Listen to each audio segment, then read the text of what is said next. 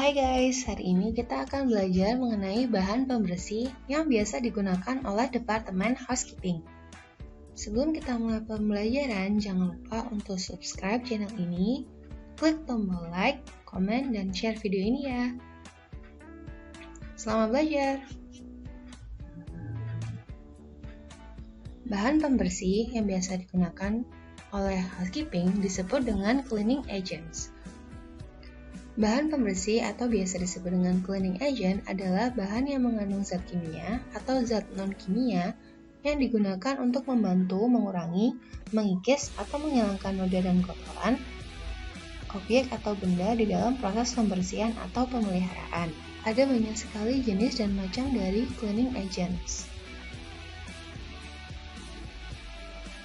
Berdasarkan bentuk atau wujudnya, cleaning agent atau bahan pembersih dibagi menjadi 6. Yang pertama yaitu berupa cairan atau liquid, kedua krim atau pasta, yang ketiga berbentuk serbuk atau powder, keempat berupa kristal, kelima berbentuk padat, dan keenam berbentuk busa atau foam.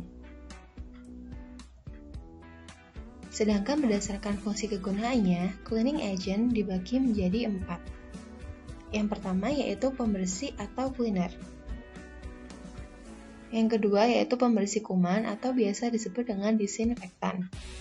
Bahan pembersih ini berfungsi sebagai pembunuh kuman dan bakteri.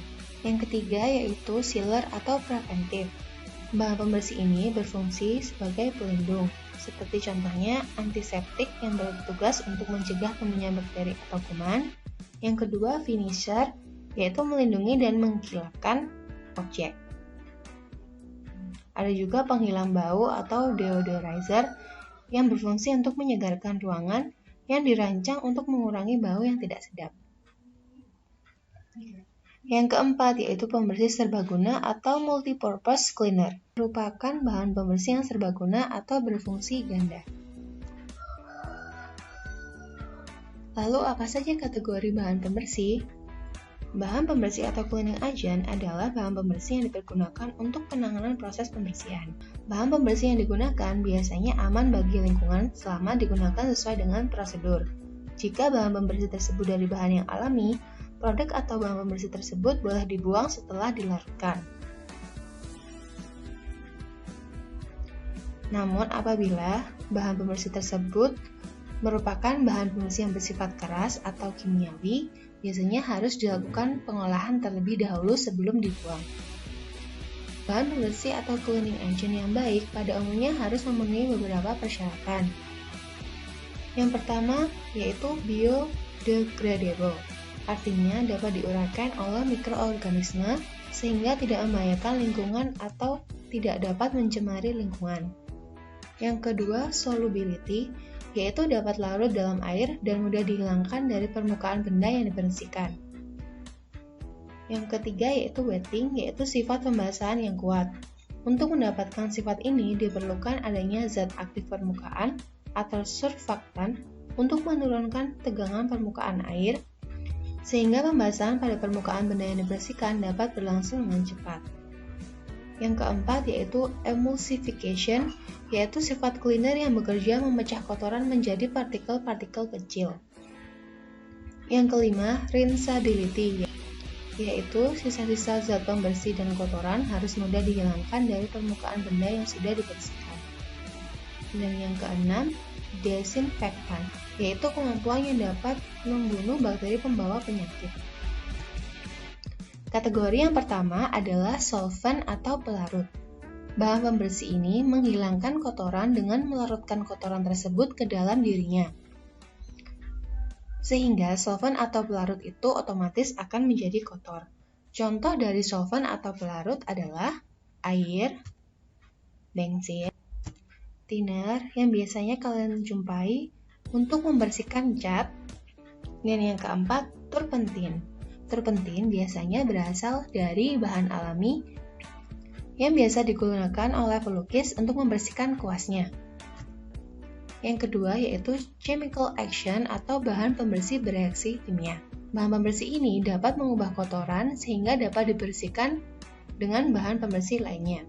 Yang pertama yaitu asam kuarida atau HCl. Bisa digunakan untuk melarutkan kapur semen yang sudah mengering. Yang kedua ada caustic soda atau soda api yang bisa digunakan untuk menghancurkan kotoran yang menyumbat pada saluran pembuangan. Yang ketiga ada carborit atau bleach yang biasa digunakan untuk membantu membersihkan kolam renang. Yang ketiga yaitu deterjen. Deterjen adalah sebuah atau gabungan beberapa senyawa yang memudahkan proses pembersihan. Komponen penting dalam deterjen adalah surfaktan. Fungsi surfaktan adalah untuk meningkatkan daya pembasahan air sehingga kotoran yang berlemak dapat dibasahi, mengendorkan dan mengangkat kotoran dari kain, dan mensuspensikan kotoran yang telah terlepas. Contoh dari deterjen adalah abrasive powder atau bubuk pembersih. Bubuk ini akan bereaksi dalam kegiatan pembersihan jika digosokkan pada permukaan barang yang dibersihkan. Abrasive powder merupakan zat kimia yang biasanya berbentuk seperti pasir, yang digunakan untuk menghilangkan kotoran yang berat dan untuk memoles. Abrasive powder biasanya digunakan untuk stainless steel, keramik, atau peralatan makan. Abrasive powder kurang cocok untuk digunakan pada permukaan yang halus, seperti marmer atau fiberglass, karena dapat merusak permukaannya. Yang kedua ada sabun atau soap. Bahan pembersih ini terbuat dari bahan baku lemak hewan. Bentuknya biasanya batangan dan dipergunakan dalam beberapa kegiatan pembersihan. Sabun biasanya bisa berbentuk cair dan ada juga yang berbentuk padat. Yang ketiga yaitu deterjen. Deterjen terbuat dari tumbuh-tumbuhan yang menghasilkan surfaktan atau surface active agent. Deterjen yang biasa kita gunakan biasanya berupa powder atau deterjen bubuk, berupa cairan atau liquid deterjen, dan juga berupa krim atau pasta. Yang keempat yaitu polish. Polish atau semir dipakai untuk membersihkan dan mengkilapkan permukaan beberapa objek atau barang. Tinjau dari segi sasaran yang akan dibersihkan atau dikilapkan, semir dibagi menjadi beberapa kelompok. Yang pertama yaitu semir kayu atau wood polish. Kedua, semir kulit atau leather polish. Biasa digunakan untuk membersihkan bahan-bahan berbahan kulit, seperti misalnya sepatu atau sofa kulit. Yang ketiga ada semir lantai atau floor polish yang digunakan untuk mengkilapkan lantai hotel. Dan yang keempat yaitu semir logam atau metal polish. Perlu diingat, tidak semua metal itu bisa disemir. Jenis metal yang biasa disemir adalah kuningan atau dalam bahasa Inggrisnya disebut dengan brush.